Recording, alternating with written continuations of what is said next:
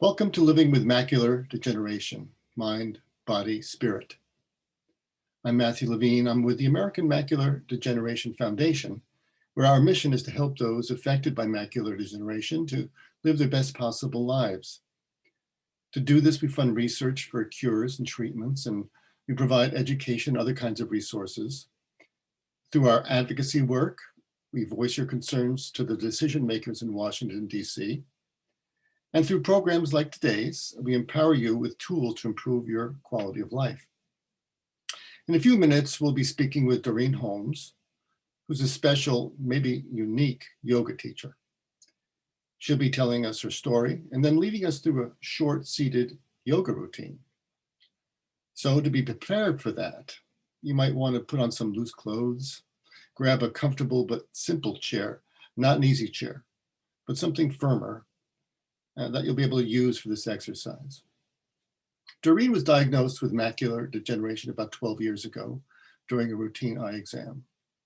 After her diagnosis, she went through a period of depression and anxiety, but she found a coping tool in yoga. She went from being a low vision yoga student to being a yoga teacher.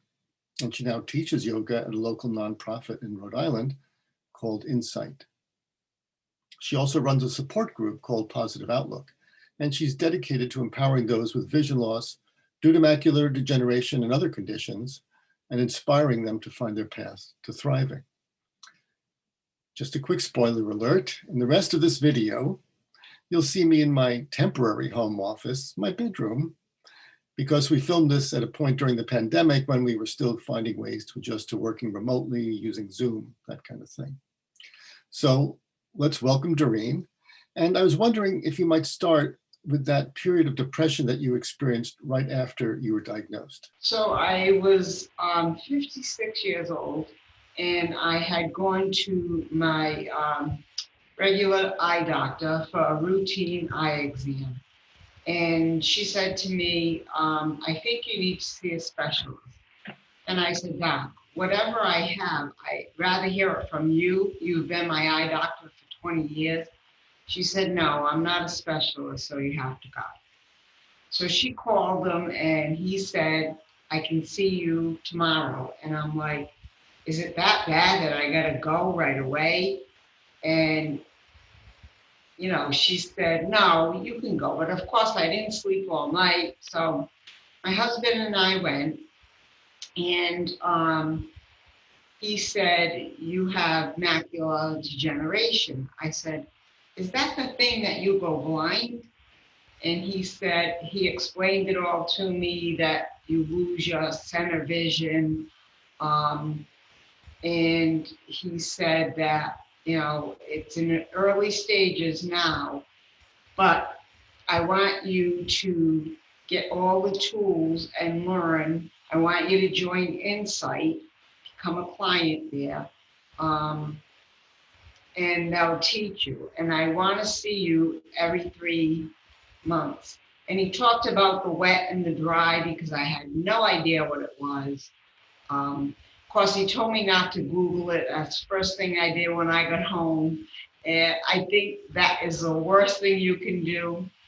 Unless you're on a special website like yours, like, you know, the American ADM, but the others are not good because they scare you to death, and they show you pictures of like little kids and their face is all black and you can see the rest of them. I'm like, I'm not going to see my grandchildren. So I went into such a depression. I was crying all the time. I couldn't eat. I was taking yoga at my local YMCA. And I said to my yoga teacher, I really can't, I'm struggling to see you. And she said, then I'm not doing my job right. So you should just listen to my cues and not be able to see me. So I'm going to position you where you can't see me and just listen. So she said, like, right palm down, left palm up. And it worked. So then a few months went by and she said, you know, Doreen, you should really become a yoga teacher. I said, oh, you know, I just love taking it. But anyways, I went. I told them that I was visually impaired. By now, it's like 4 years later. And my the macula got worse. The drusen was bad. I can't see at all now out of the left eye. And the right eye is 2200.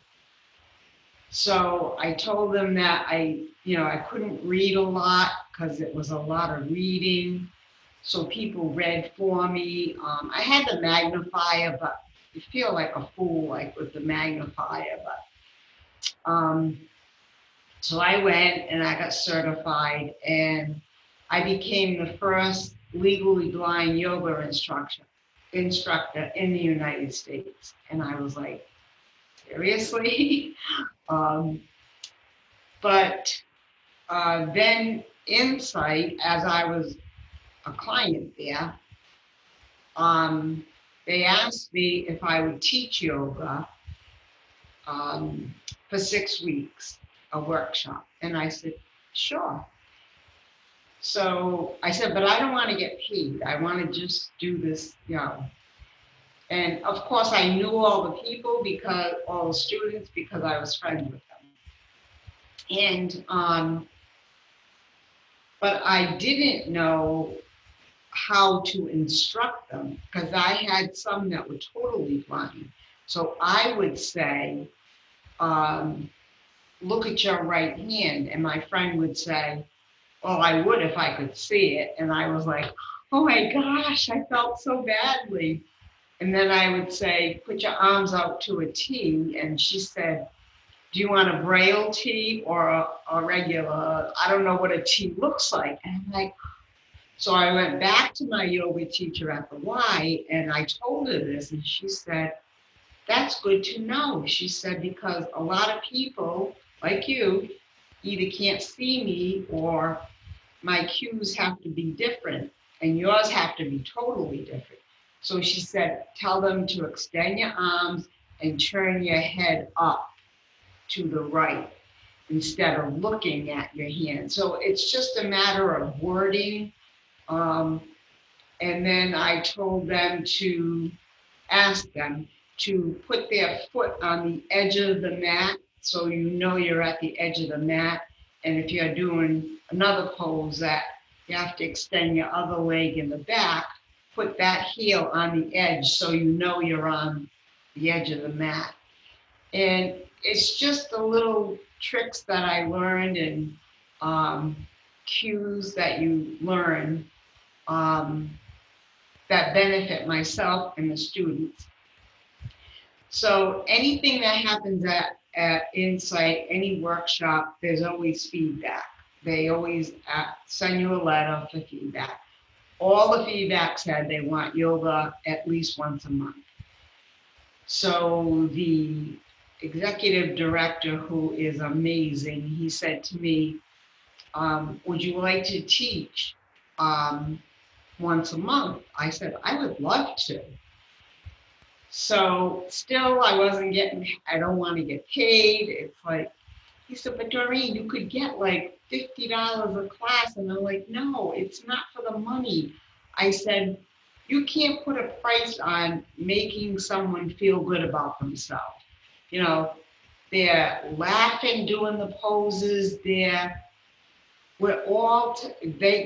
felt so confident because I was visually impaired. And they're like, she doesn't know what she's doing any more than we do. She's saying right, we already did the right, and they were correct, because I'd say, all right, lift your right arm, and they said, we already did the right side. I said, okay, do the left. And it was fun, and it was upbeat, and they had a good time.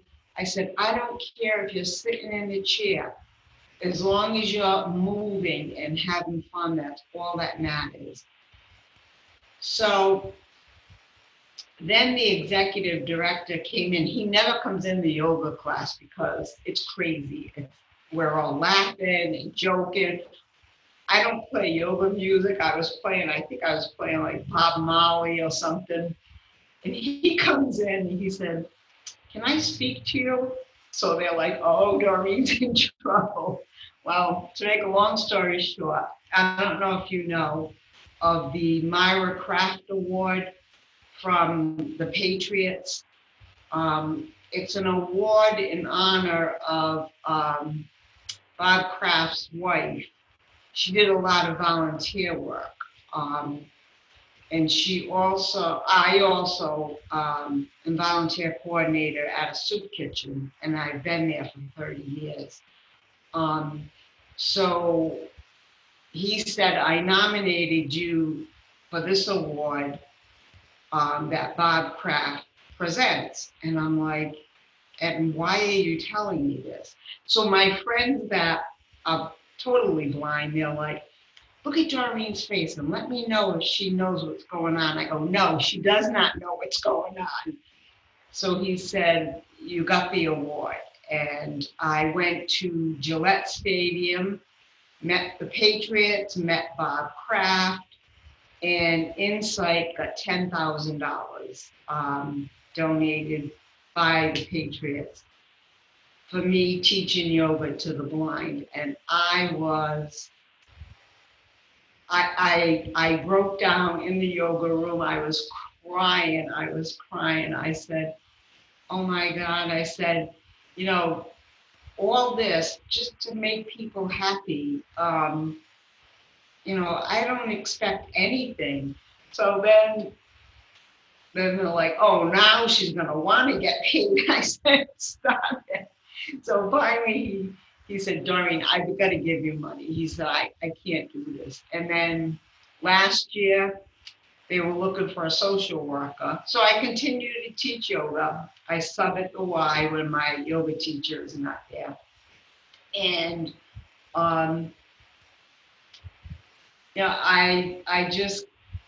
he came in one day and said, "We're looking for a social worker." Not in the yoga room, he didn't come in. I was just sitting waiting. And I said, "But I never went to college to be a social worker."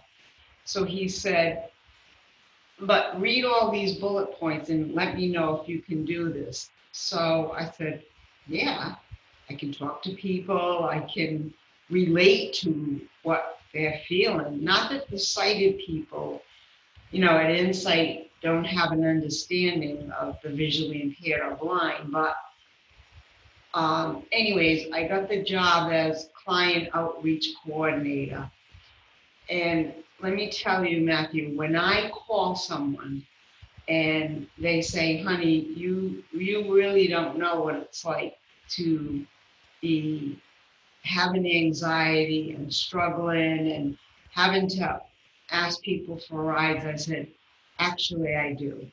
I know, because I have macular degeneration." They're like, "Oh my God." So they open up to me and they tell me things, and they tell me of their anxiety and their fears, and it somehow makes them feel better. And it's just an incredible journey. And at first I used to say something bad has to happen for something good to happen, but I don't look at it that way. I look at it like a life-altering situation happened, and I did not change the person that I am. I just changed the way I do things. Doreen, I have to tell you, that's one of the most moving and uplifting stories I've heard from a person with macular degeneration. Thank you. And I, at first, in hearing you, I thought you were very fortunate to encounter what sounds like an excellent physician who somehow made you calm enough to hear what you needed to hear and told you that you needed to reach out for other resources, which are recommendations we make at the foundation. Yes. But it also appears that you were a person who was already very giving to start with. And it sounds to me like that quality within you the ability to give to others helped you in some way to overcome this sense of grief and loss. And then you simply followed the path that was in front of you. It doesn't sound to me like you questioned it. So I think you've already given the best advice. I don't know if I can ask you for any more advice. I think we should just get into the yoga with you, because what you said was so complete. And we really thank you for sharing this with us. You're welcome. My pleasure. So now how are we going to do some yoga? Okay. So I think the best way is I thought of, like, getting a mat and doing all that. But I think for a lot of folks that have macular, they're older people, because my doctor told me I was very young to have it at 56. Some people get it young, but he said usually it's in their 70s. And so most of my class that I teach at Insight are older. So I do a lot of chair yoga. So I think that's the best thing to do, is to do some chair yoga. Okay. Do you want me to start now? Sure, let's start. Okay. I'll push my chair back a little bit. Okay. So I always start with my back against the chair. And if you're sighted, I'm just going to talk like I'm teaching a class. So if you're sighted, close your eyes or soften the gaze. And just clear your mind. Try to have your back against the chair. As we get older, we tend to shrug our shoulders. And just clear your mind and just breathe.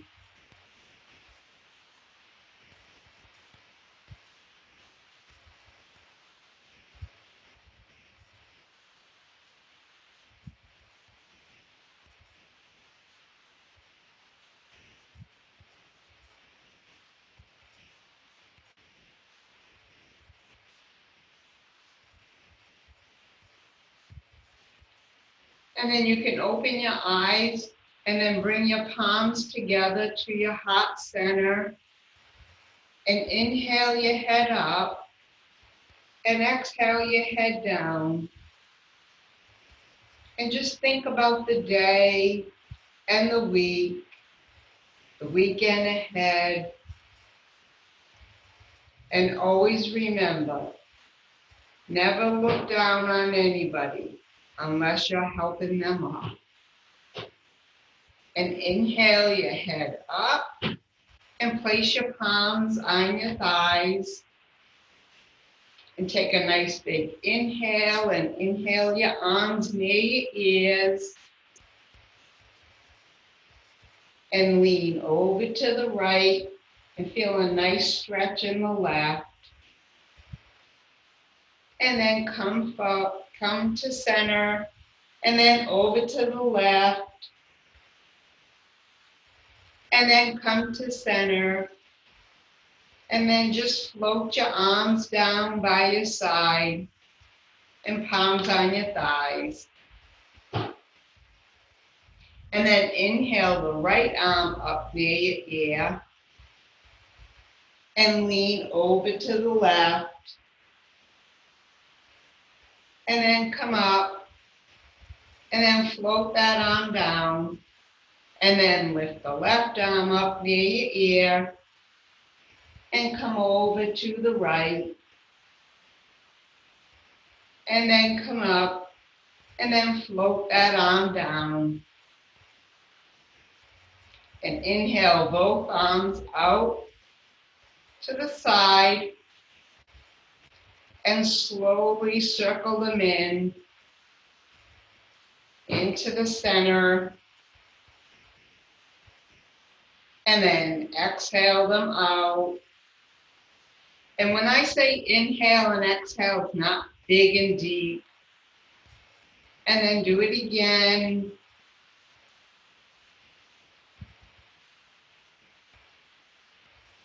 And then one more time out. And then float them down. And then come forward in the chair and hold on to the sides of the chair and lean back a little bit and see if you can lift your knees up. And then lower using your core. And then lift up. They hate this in class. And then lower. You're doing good, Matthew. And then lift up and hold it. And then try to extend your arms out. So you're balancing on your chair. And then lower down, lower your arms and your feet and take a breath. Yeah, they don't like me at that one. And this one's even worse. So lean back, hold on to the chair. Try not to cheat and have your back against the chair, but if you have to, go ahead. And then lift up your knees and just bicycle. Oh, and feel that burn in your core. Oh, yeah. And then back pedal. That's even more fun. Come on, we can do it. I don't know if Jennifer's with us, but and then lower down and sit back in the chair.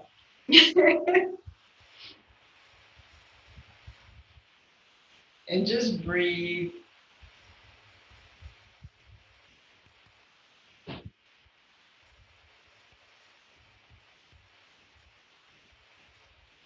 And then come forward in the chair a little bit.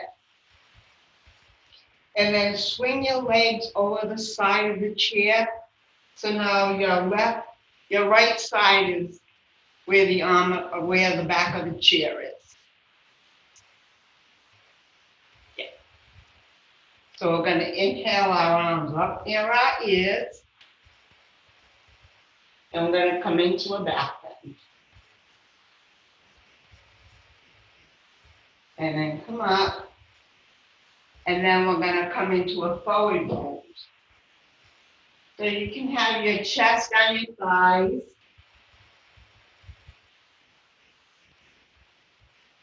And then raise your arms up near your ears. And again, come into a back bend. And then come up. And then pour your body down and come into a forward bend. And then slowly come up. And close your eyes or soften the gaze.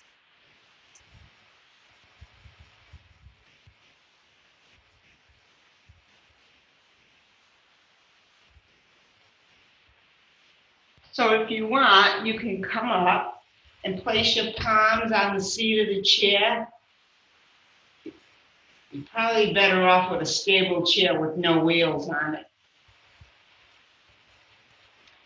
So your back is, so your back is nice and straight. We're going to do a couple of things. I don't make these names up for these poses. This is called cat and cow. So for angry cat, we're going to arch our back up, palms are on the seat of the chair, and then we're going to drop our belly and lift our head up to happy cow. How this looks like a happy cow is beyond me. So angry cat and happy cow. And one more cat and hold it.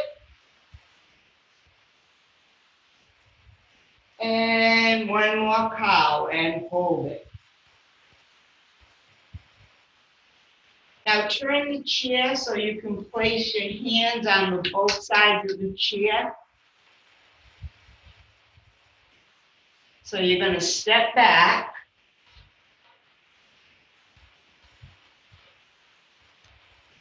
And you're going to push your hips back. So you're fairly away from the chair. You're going to push your hips back and your head between your arms. This is downward dog.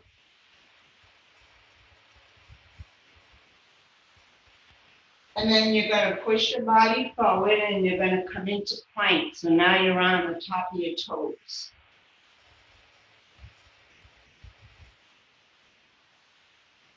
And then come back to downward dog. And then plank. And just one more downward dog and hold it. And one more plank and hold it. And then come up to standing. And just face forward. Palms forward. And close your eyes or soften the gaze. And just breathe.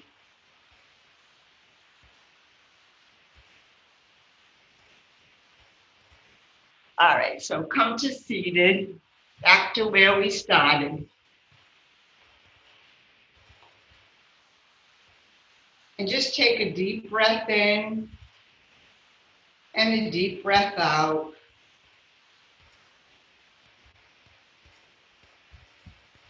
And just bring your palms together. And I always end my practice by saying namaste. And namaste means the light in me may shine in you. Namaste. Thank you. Did a good job, Matthew. Thank you, Doreen. I've done a few different seated yoga sessions, but this one was very easy to follow. Yes. And also, got me to do some things that were difficult to do, especially the backward pedaling. But overall, I would say this is very, very much within the scope of what people should be able to do or aspire to do. Right. Could you just lead us out now by telling us a little bit one more time about your attitude toward living your fullest life with some vision loss? My attitude from day one, after I went through, I only let it go 3 days of depression and anxiety, and I said, I don't want my children to see me like this. So my theory is that you can sit in a corner and feel sorry for yourself and have everybody do things for you, or be that independent person that you always were. And if you weren't independent, become independent. Ask for help. If you can't see the street sign, ask somebody. The markets have all changed because of COVID. You can go down one aisle, go up the other. Ask for help. Don't be ashamed, because I use my cane all the time, and people will say, oh, does she really need that cane? And I turn around and say, yes, I do. Would you like to put my shoes on? And they don't know what to say. I say it nicely, but you've got to find that inner strength. And if you can't do it for yourself, do it for your loved ones. And in return, it'll help you, because don't let it get to you. It'll drag you down, and you don't want to be that mean, angry person. Just take those wings and soar in a different way. Thank you so much. You are so welcome. Nice to meet you, and have a great weekend. We'll see you again. Thanks for being with us today. The American Macular Degeneration Foundation seeks to improve quality of life for those affected by macular degeneration, whether that's patients, family, friends, or anyone in their network. If you'd like more information on any of our programs or materials, or our Eat Right for Your Sight cookbook, you can visit our website at www.macular, At.org, or you can call us at 1-888-622-8527. Thank you again, and be well.